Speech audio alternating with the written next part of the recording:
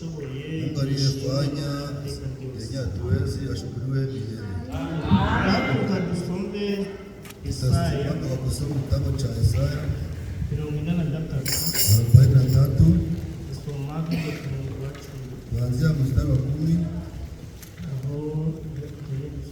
Ndipo tunataka kusoma Isaya 43 mstari wa 10 hadi 14. Tutasoma katika Yesu Kristo. Mwebwe n'umugaragu wanjye natoranije, muri abagabo bo guhamya ibyanjye, niko Uwiteka avuga, kugira ngo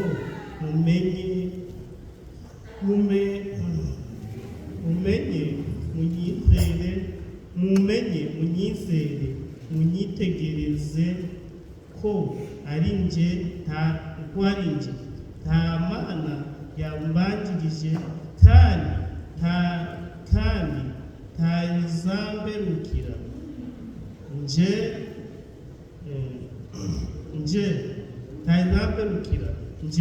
Njyewe ubwanjye ninjye Uwiteka, kandi nta wundi umukiza utari nje. Ninjye wabwirije iby'agakiza kandi ndakiza, ndabigaragaza kandi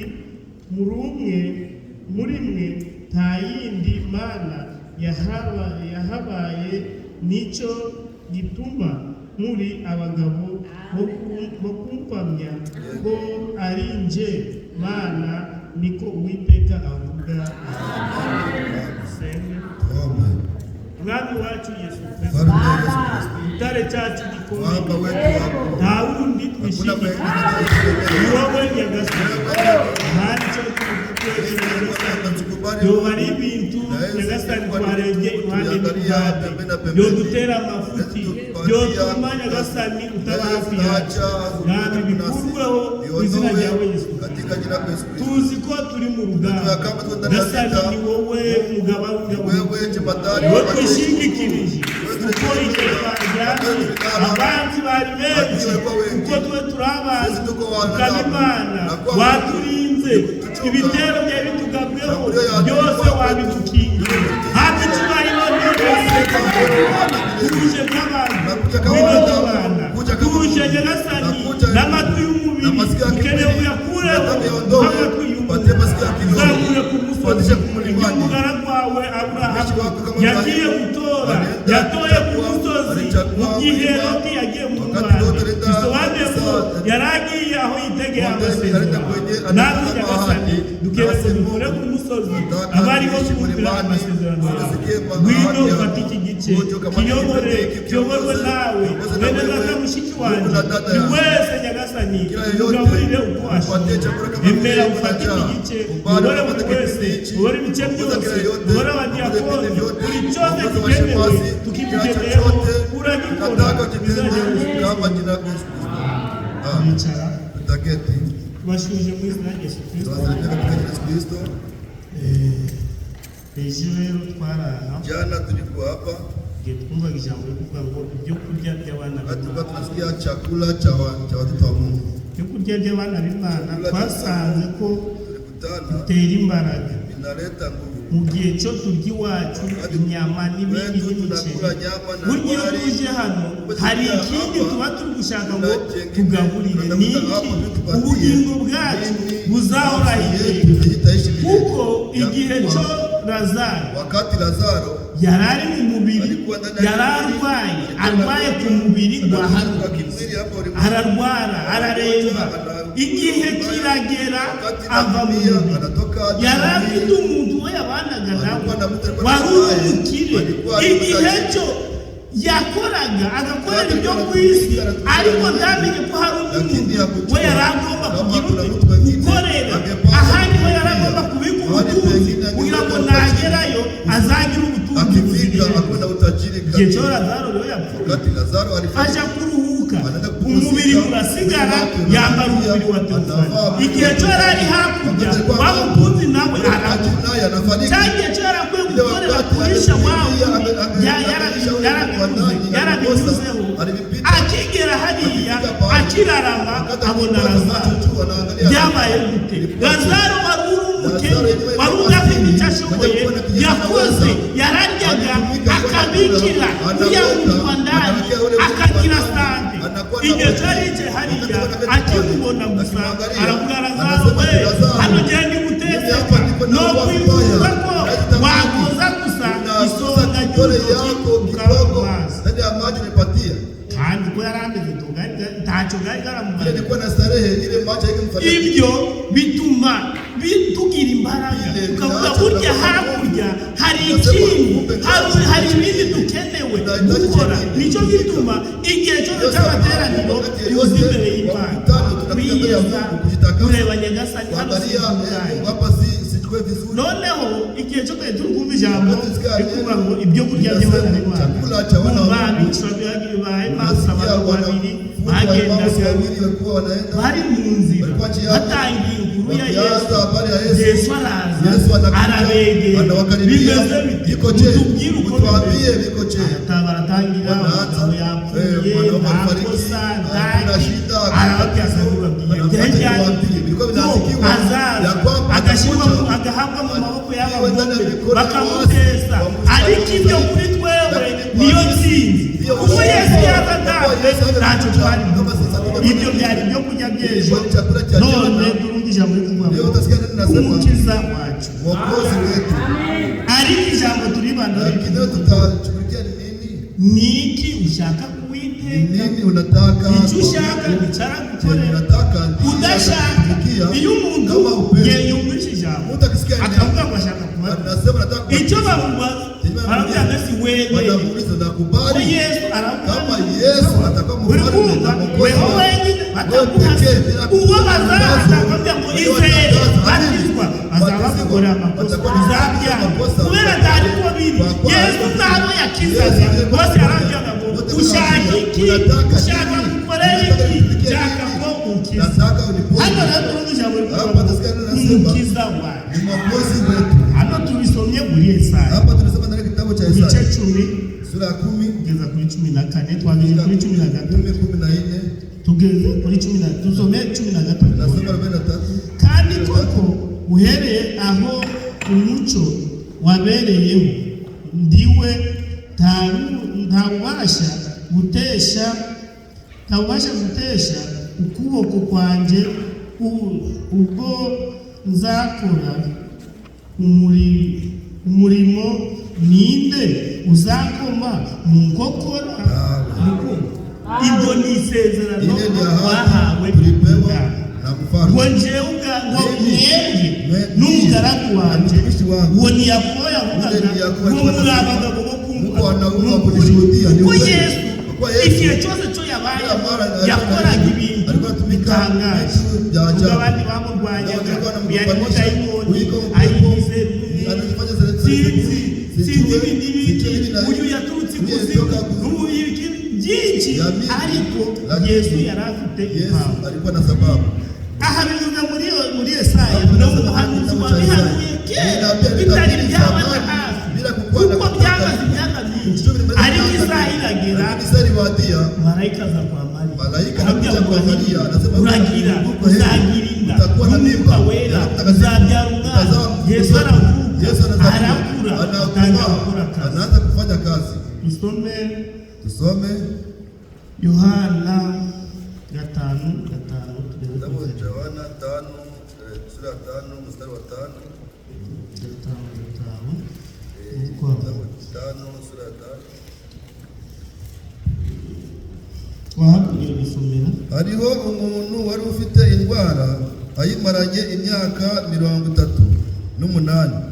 Yesu amubonye aryamye amenya yuko amaze igihe kirekire arwaye, aramubaza ati mbese urashaka gukira? Umurwayi aramusubiza ati databuja, simfite umuntu unjugunya mu kidendezi.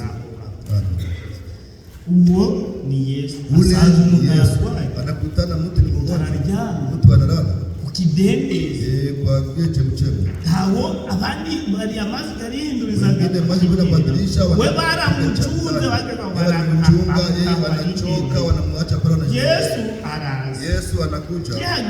Akifika aramubaza akimureba kwanza amenya bashaka anajua kama ariko Yesu twashaka arashaka ngo wewe nyine yeye binafsi alishuhudie unataka kupona bayigo njewe ubagani gihe nabuzo kunderera igihe cyamazi gihindurije abandi bose bafata babo bakabasha kunyamo ariko njewe bikanishinda none ushaki cyaka gukiranya nta kindi yakoze haguruka ikorera umuriro wawe kwizera bisaba ngo baguhane ijambo hanyuma niba ushaka kwizera ure munange nabyemeye cyangwa gufatanya namwe mu nzira y'umusaraba cyangwa gukurikira Yesu aho azajya hose zagenda nawe bazakubatiza kubera wowe ndonakubaza ese urabihamirije kubera ngo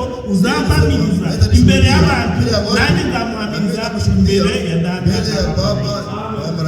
noneho turahuza ushaka iki nini mbele ya Yesu cyangwa se uzaburaho utakuwa pale uko uzakitiriza cyangwa gukira cyangwa kubonde ariko niba ubifite uruhare akareba ngo uyu muntu birimo azagukiza ariko niba uri kubivuga bikaba nk'umufariseri nawe birimo kwizera Yesu akorana n'imiti kuko ugomba kuvuga ikintu akakureba akavuga uyu muntu nubwo ari kuvuga ibintu ntabituyemo kuko yaragerebaga akavuga ngo mbese ushaka gukira ese ushaka gukorera Bartolomayo Yesu kandi yarazi ko yari yicaye hariya araza ari kwigendera azi ko Bartolomayo hariya ni imbuni akeneye kureba araza ashaka kuhanyura akirenga hariya gusa Bartolomayo aratangira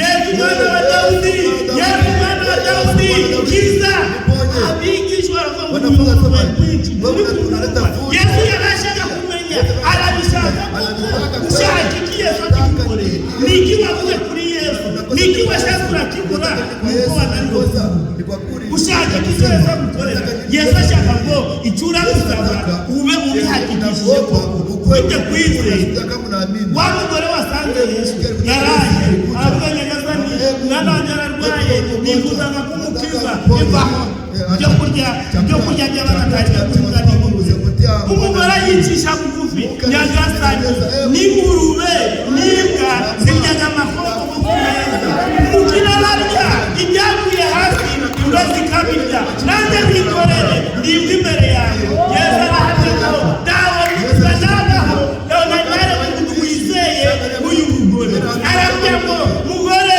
genda umwana wawe yaje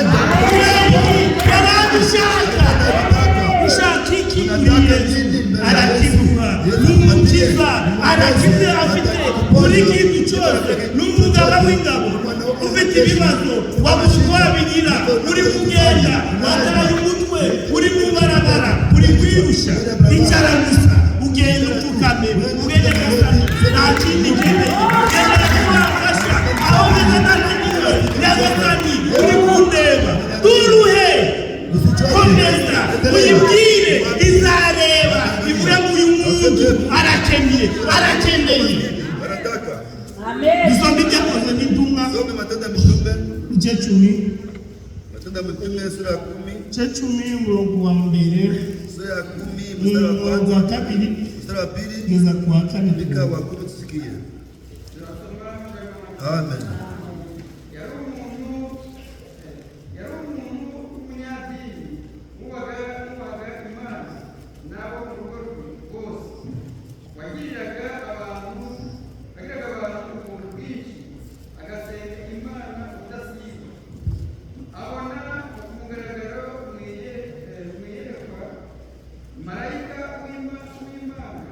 Yishiriwe ku masaya ya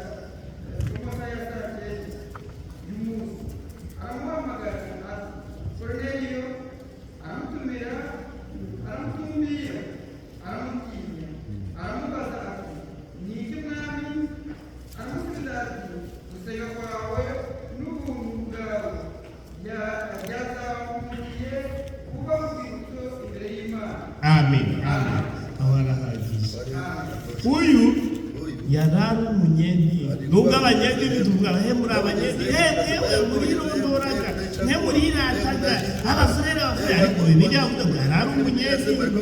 Cyo dushakaho rero ni umwete boya yarari umunyedini, ari umuntu mwiza, mukuru w'ingabo. Ngo Bibiliya hamwe ngo ari ingabo yarazibereye neza, ari urugo rwe yarakiranye. None afata umugambi aravuga ngo cyaka nsenge mbonane n'Imana, menye niki gikenewe, niki Imana ikeneyeho, niki nokora kugira ngo nanjye mbe umubare w'abana b'Imana. Arasenga ataruha imaze ngo yasenze iminsi igari, arasenga kugeza igihe cyo Imana mu ijuru bavuga ngo kwizera kwa Koruneliyo n'ubuntu bwe no gusenga kwe bitugezeho. Tumugirire ute? Tumukorere iki? Akeneye kwizera. Icyo yari akeneye gusa ni kwizera gusa. None hasigaye iki? Kwizera. Marayika agenda umubwire bwawe, mubwiye guca na guca. Koruneliyo ari gusa ari gusenga, ari mu cyumba, umugabo niyaje amuyereka marayika aramana, akimubona arikanga, aravuga ngo ni iki mwana? Karibuni. None rero marayika wari yizira arakora kwa marayika ndabategeka uzavuga ngo njyewe nzabatizwa na marayika, njyewe ndakomeye nka marayika, wewe yakora gutinya. Ahubwo marayika araje ajya gutanga kondisiyo, ajya kuvuga ngo izamukore guca kugira ngo ubone kwizera. Marayika aravambya none marayika anakuja anasema uri igisigaye bakia ibindi byose warabikoze, kubatiziwa tu. None ndabigira none wenda arambaza none urabatiza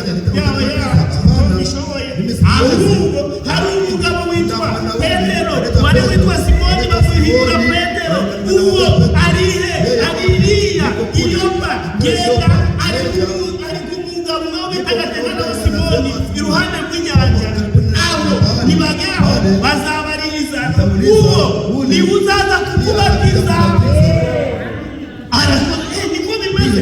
Ako kanya yakura abantu be muragiye ahantu runaka murasanga mugabo akuzambya ngo marayika yatubwiye ngo aze kumbatiza.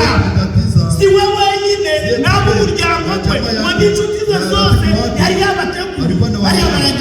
Baragenda bakigerayo barakomanga kuko Abisirayeli banenaga abanyamahanga. Yesu abanza yashyira kwanza mu viziyo aramwereka kugira ngo bariya ntibagera hariya Petero asange yamaze guterera. Kubera Imana ikabikora yari kujayo, ari muyerekwa murabizi byinshi. Barakomanga, bagikomanga araza ngo hari abari kumushaka buriya bandi bona abagabo ngo baza bavuye mu bihugu byo hirya y'Italiya. Nukuri se bashaka iki? Ngo niho bashaka ukiza ngo none udutumwe muvuga ngo twatumwa na mumarayika ngo tuze tukurebe. Marayika ni umutegetsi uje gukora akazi. Petero avuga basi ntacyo gukora, afata abagabo bandi b'abafurere tugenda. Bakihagera gusa batangira kubabwira Imana ishaka buriya aravuga ngo jewe masaa saa 9 aho marayika aramanura anashuka, ni wambaye gahunda utaratibu kuko yumvise ngo umuntu uhawe promesse na marayika buriya ni ukora bino. Akimubona ashaka gupfukama Petero avuga oya nanjye buriya hano ntacyo kurusha, ahubwo we nicyo kurusha nuko nizeye imbere yawe. Ahubwo bana batangiye kuja atangiye kubabwira ijambo.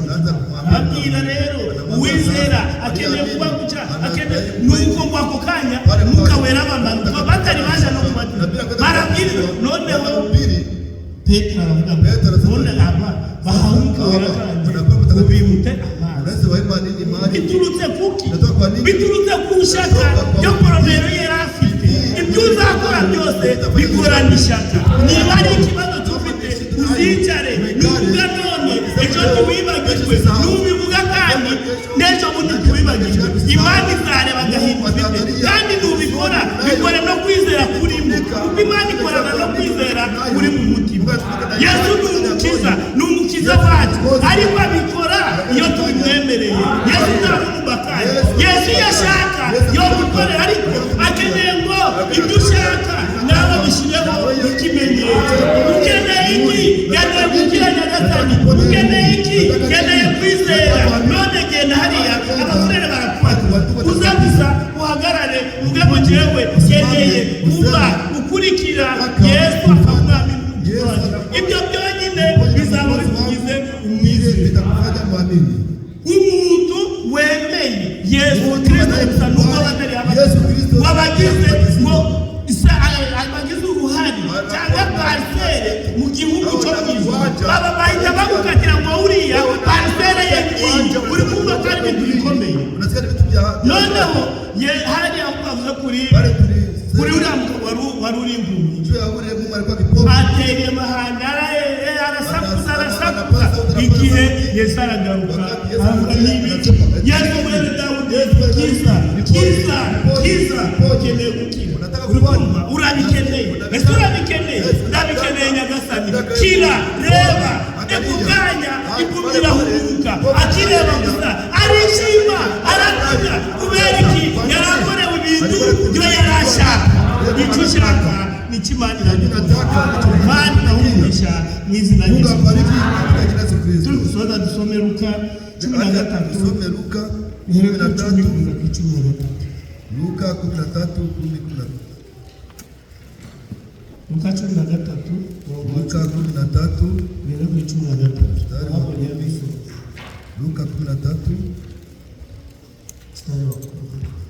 Luka 13 mstari wa 10 tunasoma mu izina rya Yesu Kristo. 10.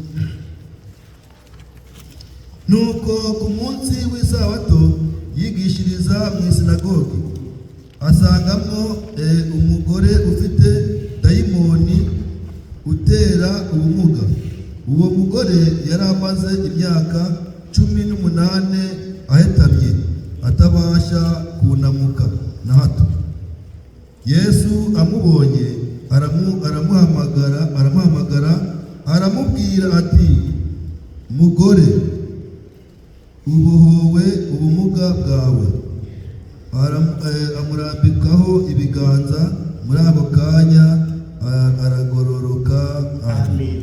Uwo yarazigeze mu rusengero, uri ariko anafika ndani ya hekalu. Yesu nawe Yesu ariko ndani hari abantu bahingana, kuna watu bayaravutse muco cyangwa bakamufata ari uburwayi, Yesu arakimureba, akamubona abadayimoni, anasema agomba pepo mchafu anapasha kutamenya burya ushyira imbere y'Imana. Hari igihe uzaza n'ikibazo cyawe, ari uburwayi, hari abantu barwara, umuntu akagira ikibazo cy'umutwe, akagira ikibazo cya esitoma, weho ntucikije cyo kuza gutera. Igihe kizagera uzahura na Yesu, biriya bibazo ufite bikuremereye ni esitoma, bazabwira abarwayi bose mu izina rya Yesu bakire, bakabona ngo iyi ni esitoma, iyi ni iki, utaha wananikawe kurya impungure uziteke gusubuyemo nanjye nakize. Ugira kwizera byose birashoboka. Yesu akimubona aravuga uyu akwiriye gukira, uyakeneye umukiza, kandi ni umukiza uyakeneye umukiza akire. Amukoraho, amurambikeho ibiganza, umugore arakira. Hanyuma yiyumvishe arahagarara, yumva kabisa abayewe, yumva abaye neza, aravuga ngo Imana ishimwe. Uyu iyo none ntaza amateraniro sinari guhura nawe, none mu materaniro Imana iragukiza. Icyo ushaka cyose kirakigukorera. Nta esitoma, nta umutwe, icyo ari cyo cyose Yesu aragishoboye. Imana iramugisha mu izina rya Yesu Kristo. Ni iki ushaka kuri Yesu? Ushaka gukira,